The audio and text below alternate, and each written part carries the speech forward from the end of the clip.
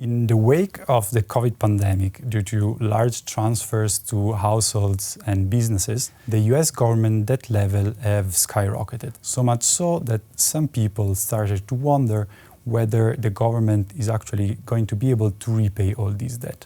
So far we see that investors are willing to buy and hold on to American debt, despite the fact that in the long run, they seem to be headed towards a certain loss, since the market value of the debt far exceeds its expected value, which is what the government is expected to be able to pay. This, of course, raises a puzzle.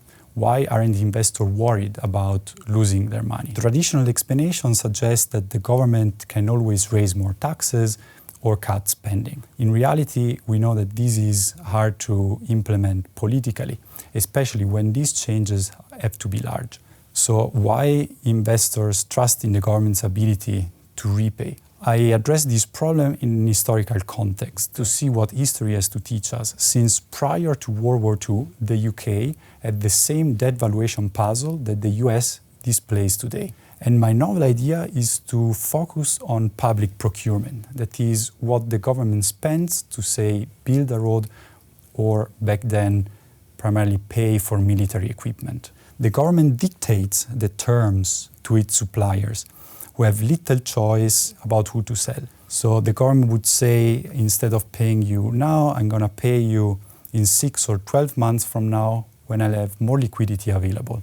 These delayed payments represent interest-free loan that the government forces upon its suppliers, and are referred to in the literature as domestic arrears. Of course, the avoided interest payments on this interest-free loan ease the pressure of the government finances. And I argue this is the reason why investors are willing to hold on to public debt. They trust that the government is going to accommodate the repayment of their investment at the expense of the suppliers. As evidence to back up my idea, I look at data from the UK from the 1700 to the 1900. Over these long time periods, the UK government made ample use of domestic arrears, which is well documented. Back then, government spending consisted primarily in military spending, and whenever the government had to arm its fleet and go to war, it would not pay the merchants that delivered weapons or food rations straight away.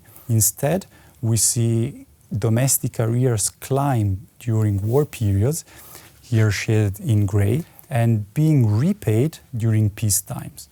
By looking at these numbers, I find that domestic arrears indeed improves the government's ability to serve its debt and make holding it more attractive for investors.